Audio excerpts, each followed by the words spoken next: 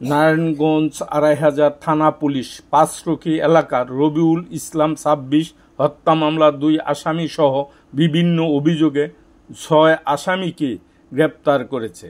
বুধবার দিবাগত রাত্রের বিভিন্ন সময়ে পৃথক পৃথক স্থানে অভিযান চালিয়ে তাদেরকে গ্রেপ্তার করা হয়েছে। গ্রেপ্তারকৃতরা হচ্ছেন রবিউল হত্যা মামলার আসামি উপজেলার সাতগ্রাম ইউনিয়নের পাঁচরখি পশ্চিমপাড়া এলাকার রজব আলীর পুত্র সাইফুল ২৮ এবং একই এলাকার লোহাজ উদ্দিনের পুত্র রিয়াজ মিয়া ৩৫। অন্যান্য আসামিরা হচ্ছে মোকারম ৩৭, আব্দুল করিম ওরফে ফয়সাল ৩০, জাইদুল ৪০, সিফাত ২২।